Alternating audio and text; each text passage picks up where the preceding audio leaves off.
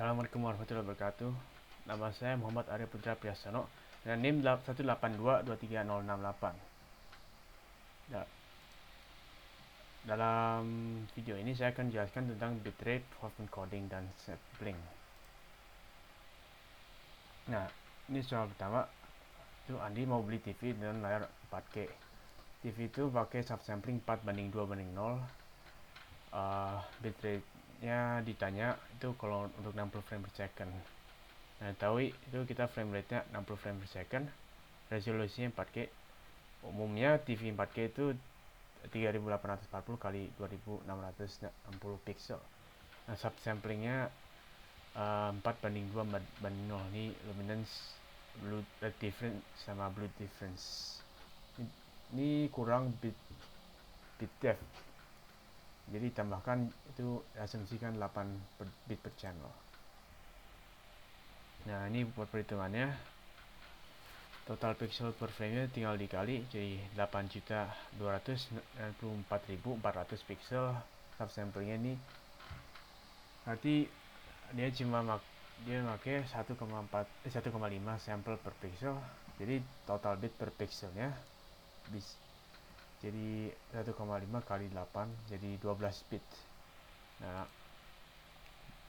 untuk dapetin bitrate-nya itu jumlah pixel per frame kali bit per pixel dan lalu kali frame per detik, yaitu 8.294.400 kali 12 kali 60, jadi 5.972.928.000 bit per detik atau 5.972,928 megabit per second. Ini bit, ini konversinya mega,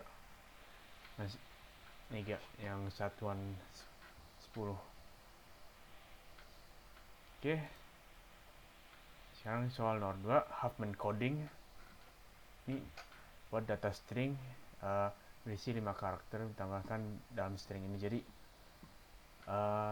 saya akan nambahin putra, jadi putra -sti -itb sini.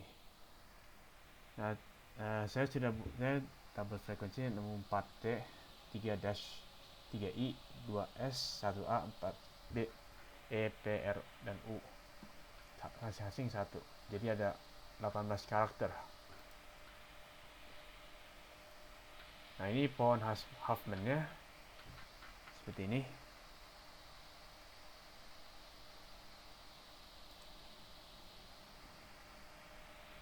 Nah, hasilnya jadi kode binarnya kita ngikutin pohon Huffman tadi.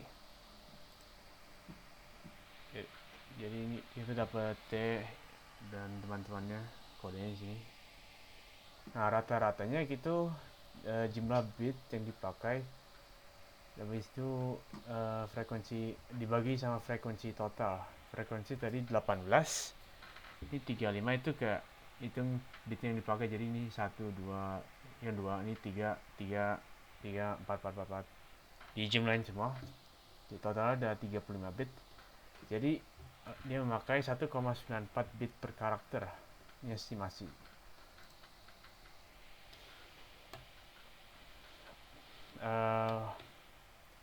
Kalau dia pakai string asli 1000 karakter, jadi dia ini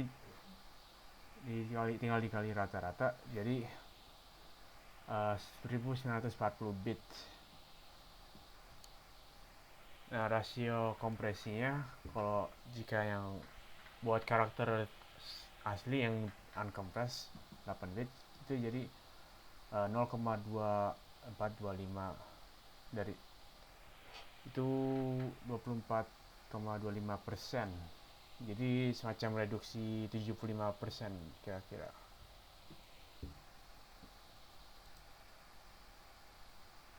Nah, jadi ini Huffman tuh keuntungannya, dia itu efisien buat teks yang distribusi frekuensinya itu nggak ngerata, sama dia lossless. Dia itu habis dikompres nggak ada, terus di encode habis itu di decode itu nggak ada yang hilang. Cuma kelemahannya tuh kalau distribusi seragam dia kurang bagus, sama dia perlu pohon Huffman buat ngedecode atau tabel Huffman. Pokoknya perlu data buat tabel tadi. Nah ini encodingnya. Encoding sini kita cuma lihat ikutin kan putra itu P1101, masukin U 000 000 P T 1010. Jadi kita ganti setiap karakter dengan kodenya gitu ya, langsung aja. Nah kalau di code kita pertama siapin tabel. Jadi kita lihat angka ini 0 nggak ada di tabel, jadi nggak ada. 01 ada, tidak ada. 011 ada, tidak ada. 0110 ada P. Nah dapat. Habis itu ulang lagi ke huruf selanjutnya. 0 nggak ada, 0 nggak ada, 0 0 nggak ada, 00 nggak ada, 000 nggak ada, 0000 nggak ada, ada U, masukin. Jadi ulang kayak tadi sampai stringnya habis. Jadi ikuti ya. Oke, sekarang soal 3. Ini sampling. Ini jadi ada tangga C major, Do, Re, Mi, Fa, Sol, La, Si, Do. Pertama frekuensinya dikasih tahu. Dan ada alat buat sampling. Dia punya 2 mode. Sampling 800 Hz dan 1000 Hz. Dia ada 2 mode untuk sampling, A dan B. Dan ini untuk sampling perlu diketahui teorema Nyquist. Jadi frekuensi sampling dia agar tidak terjadi aliasing gitu, frekuensi sampling harus lebih gede atau sama dengan frekuensi maksimumnya. Jadi jadi kalau ini si yang A kan tadi 800 Hz, jadi dibagi 2 400.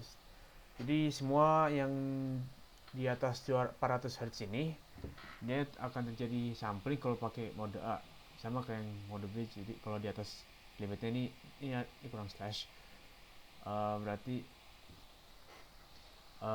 dia terjadi aliasing.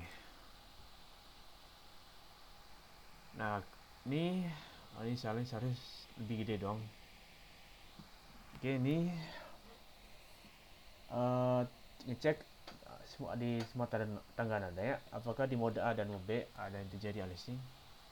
Kita bisa lihat nih di mode A itu La, Si, dan Do tinggi ya, dia terjadi aliasing. Kalau mode B cuma di Do tinggi saja. Nah ini nadanya apakah masih sama? Nggak. Jadi nadanya beda karena frekuensinya beda juga. Ini karena dia masih di bawah teorema dia terjadi aliasing, makanya nadanya beda. Ini hasil tadi ini buat hitung aliasing nih di frekuensinya frekuensi tinggi ini, frekuensi tinggi Nyquist dikurang dari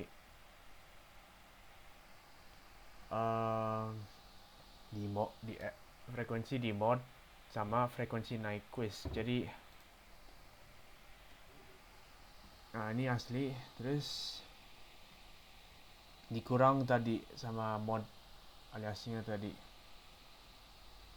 Di sini ini buat mode A berbeda di sini, mode B di sini. Ya. Nah, buat musisi atau guna gitu, jadi ya tidak benar. Jadi suara yang denger salah, harmoni juga jadi salah juga. Rekaman juga habis nyetel setelan di rekaman atau audio juga ada kesalahan. Nah ini kita akan nyoba pakai Nadala. Oke, saya buka VS Code. Ini kode buat buat plotting sama buat bikin audio juga sih. Oke, saya jalanin. Nah, bisa dilihat nih signal continue ideal kayak gini lah. Kalau di mode A jadi beda karena di sampling rate-nya tuh kurang banyak, maka terjadi ini nggak bener. Mode B dia lebih tinggi jadi kayak lebih masih kelihatan lebih tepat tapi masih kurang. Lihat di sini terjadi kesalahan ke aliasing juga. Oke, ini audio mode A.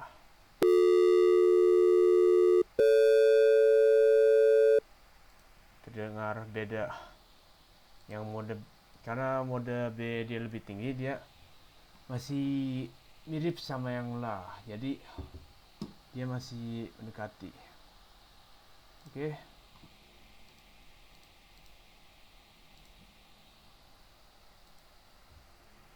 Sekian dari saya, mohon maaf jika kesalahan. Wassalamualaikum warahmatullahi wabarakatuh.